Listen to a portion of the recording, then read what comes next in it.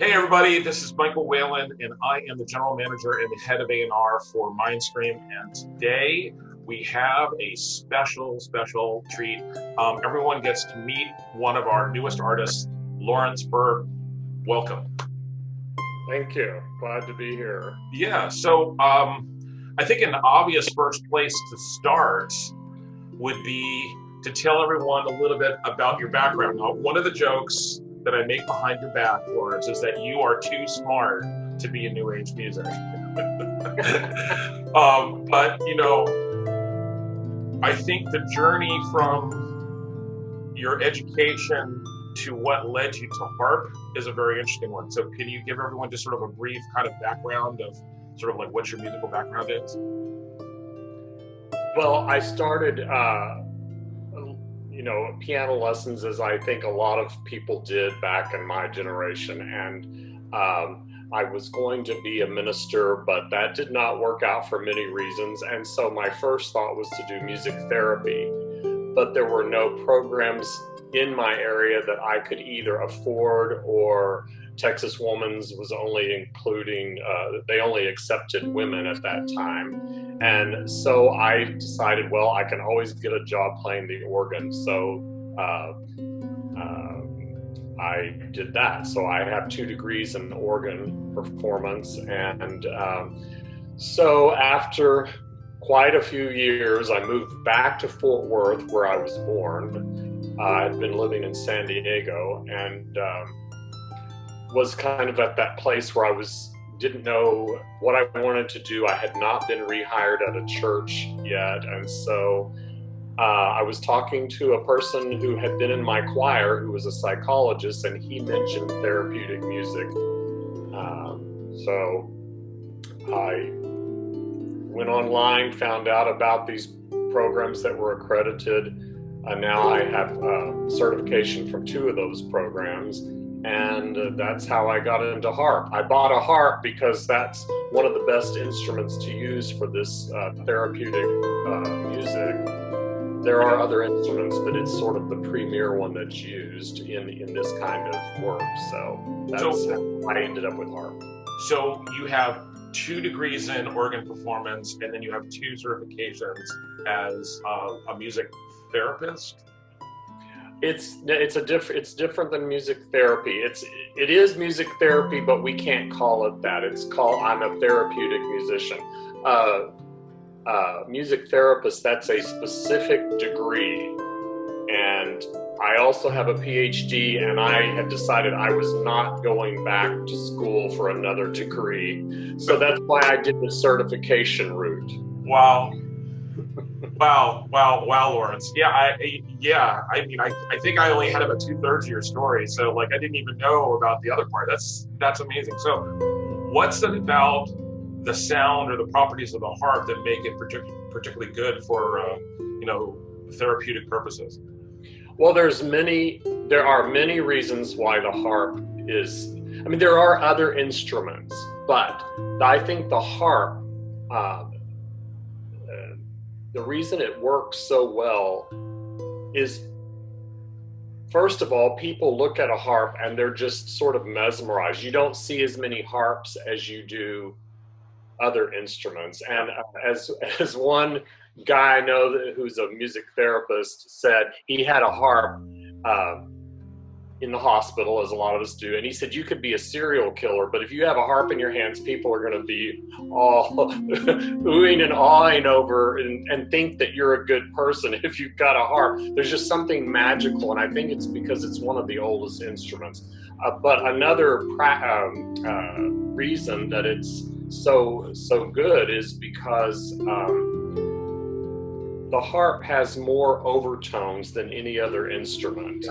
Every time you pluck a string, not only does that string have all these overtones, but it's setting off other overtones on the other strings. And so even though you might not consciously hear those, they are there. And so there are a lot of things that make the harp special, and it's just a soothing instrument. I mean, it can play jazz and it can play flamenco music, but it still has you know what I mean? It's got a soothing sound even when it's softly.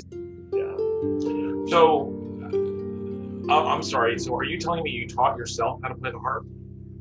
Well, I bought a harp because I wanted to do this music, and I already had some Native American flutes, but I wanted to do harp. So I did hours of research online, and I got very lucky because there are some good harps out there, and this is folk harp or lever harp or Irish harp. It has a lot of names, not the big pedal harp. Right.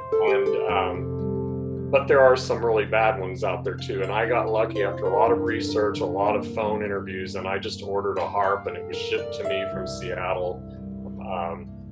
And then I did take some lessons, mostly just to get the technique. I didn't want to injure myself. I wasn't interested in playing the harp in a classical style at all. I just wanted to be able to not injure myself. So I needed some technique. So yeah, I took a few lessons. Yeah. Did you tell them about the 2 performance degrees and the PhD, or did you just sort of like say, I just want to play harp for myself, I'm kidding. I'm kidding. I am enormously impressed with your background. And one of the things and I will totally admit to having a prejudice about this. So here I go. Okay. That in my experience in my life, people with a lot of academic background tend to write, I would say, fairly sterile music. It's like, it's very correct, and it's very this. And there's not a lot of stuff about it that kind of, I don't know, sort of warms your spirit. Your music, on the other hand, is filled with warmth and light and love and passion. And it's like, and so to hear this unbelievable background you have and all the work that you've done, and then to hear your original music, like, to me, it's a little bit incongruous, like, and so tell me, where does it come together? Or you could start by maybe telling us a little bit about how you actually got into writing original music, and then how did it end up the way it is? Okay. Well, many organists improvise. Yeah. Not all of them. I mean, I know many that don't, and I'm one of those that never improvise. I mean, I did a little bit of doodling to fill a spot in the service, but doodling, I'm stealing that word. Go ahead. Yeah. It just sort of playing around, and I never wrote music except when of course, for my degrees, you had to write some stuff, but was never really my thing. And organist also, for most schools of music in the US, most schools, not all, organists do not have to memorize their music. So of course I didn't. And so I never really composed much. But when I decided to do this therapeutic work, and I took the harp into the hospital, I made a commitment to myself, a pledge, that I would never use a score in the hospital. Because you can imagine, and the harp in the background is the one I started with, and it weighs about 22 pounds. So I thought, I'm never going to use a score, because I don't want to wag this thing around with a chair. And if I had to have a music stand and a bunch of music scores, I thought, no. So I made that commitment. So at the beginning, it was I memorized 2 or 3 little short pieces, and then I just started improvising. And it was amazing because of the inspiration of the patients that I was working with, and having to keep my eye on them and occasionally glance at the string. There's no way I could have done what I want to do on the harp. So my inspiration were the patients and the work that I was doing. And I have no explanation, really. Of course, I took a lot of theory in my degrees, but I had never really done this before. And so the music just started flowing, and all of a sudden, a melody would come to me. I remember one of the pieces, it just popped into my head at this moment. I was on a break at the hospital.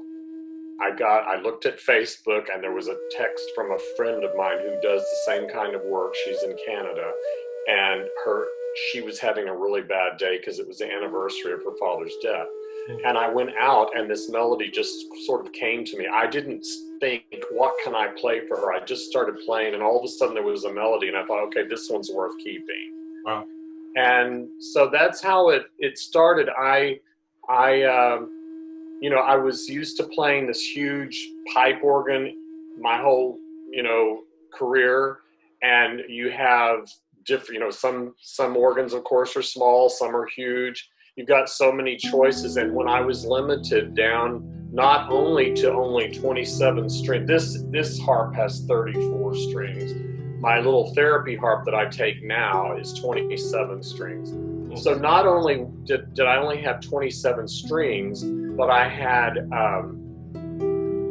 levers. So in other words, you don't change keys all the time as you would on a big pedal harp, because you would be flipping your levers to sharpen your strings more than you'd be playing. So I went from this huge amount of possibilities down to very few, and it just helped me be more creative. But as far as the composition, I haven't written anything down. I think I wrote down one melody that I came up with, but it's just all in my head. And what a head it is. It's amazing. So because I just want to underline something so people understand what you do. You, and correct me if I'm wrong, you go to a hospital and you go from room to room to room doing mini concerts at the bedside of patients, and you do this as a volunteer, correct? No, not as a volunteer. I started as a volunteer, and then the hospital, we just wrote a very simple grant to the hospital's foundation. So I am paid on a grant.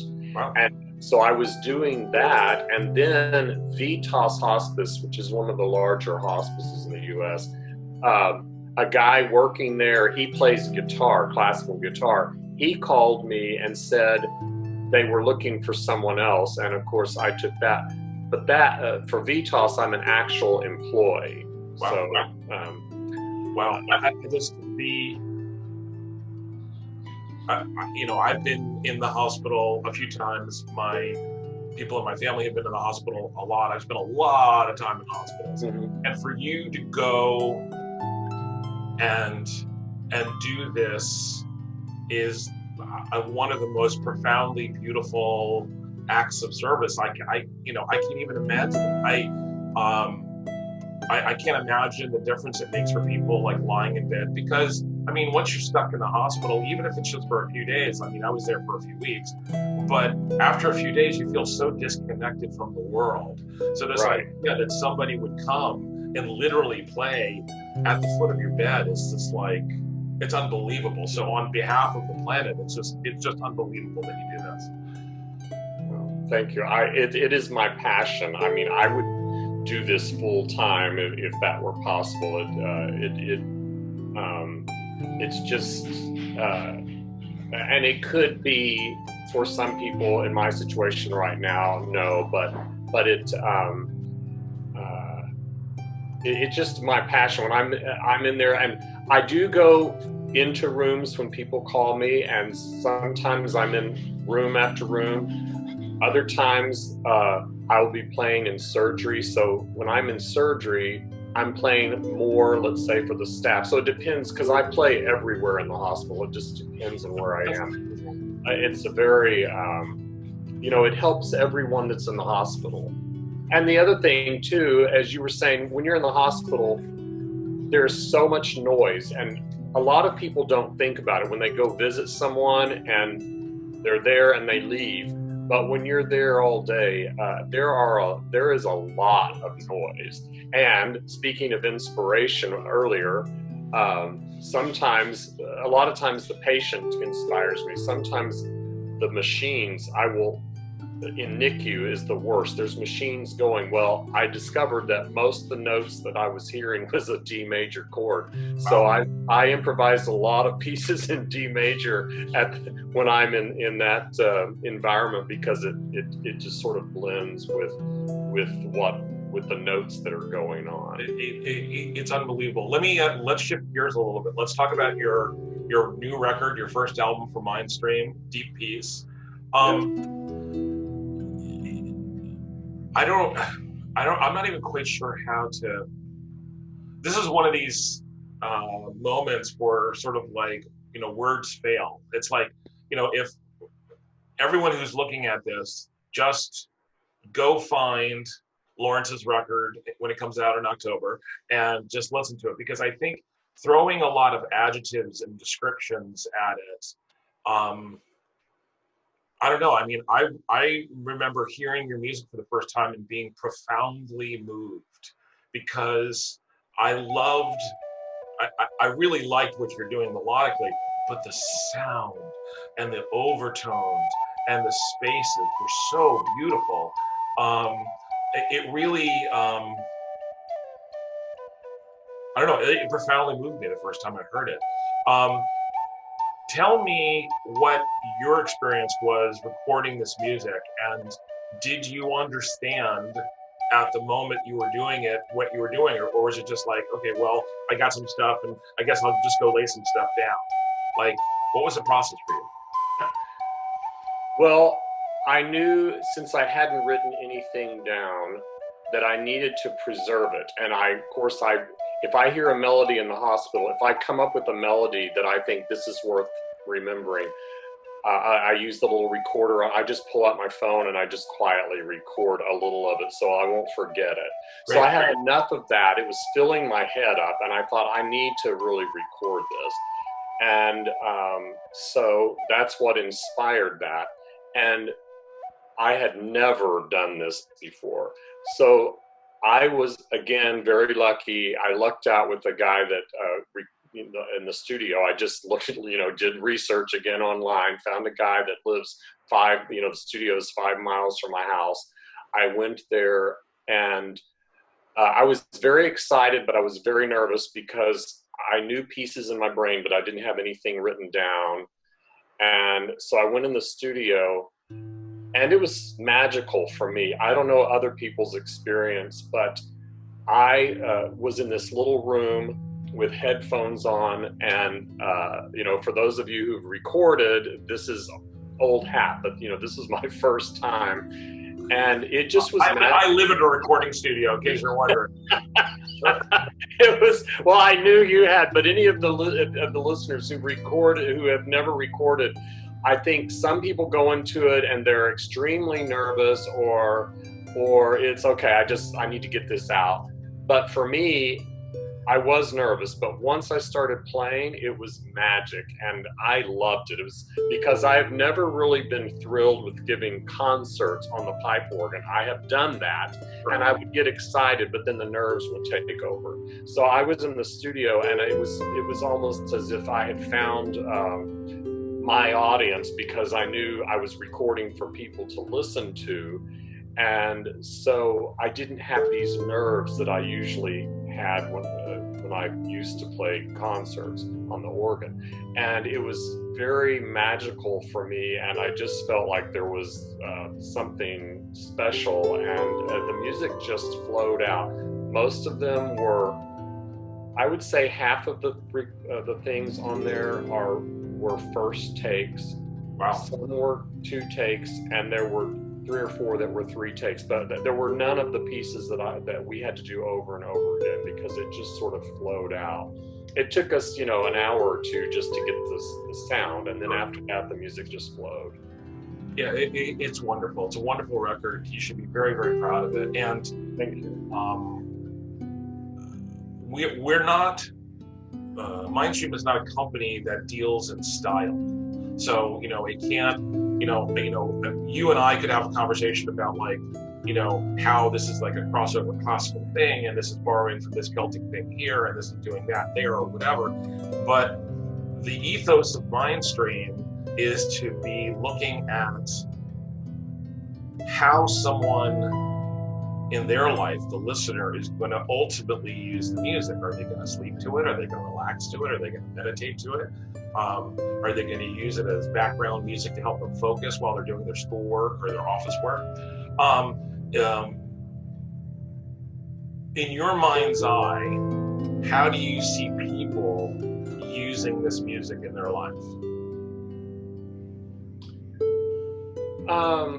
I see people using this for meditation, for relaxation, for calming. I'll give you two examples. I have a friend, two friends, and a couple, and the one who drives their truck the most, she apparently is this very aggressive driver. And since she's been listening to my music, her partner says she has to have that on now when I ride with her, because it has to be, she's just so calm. So she said I force her to have this going while she's driving, and the driver, the one who drives, she said yes. She said I have worn this out from listening to your music. Another story that inspired me, that made me feel that it was all worthwhile, was not a patient, it was a nurse. I was walking in the hall playing my harp as I'm strolling through the skywalk, and a nurse stopped me. She was not in uniform or anything, and she said, I don't know if you remember me, but I'm a nurse in surgery, and I have been out for several months because of cancer.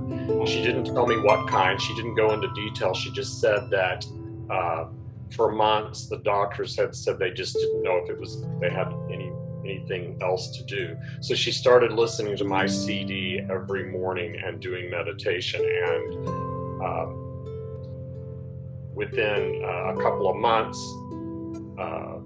she went into, her cancer was gone. Wow. And so she begged me to make another CD. She goes, I love the music, but she said, I would be great if I had some more choices, because I've listened to this so many times for 2 years. Wow. And I was just overwhelmed and humbled, because from her story. And so I thought, I need to do this more. And so I think people could use it. I tell people it's not a party CD. I said, we're partying really slowly.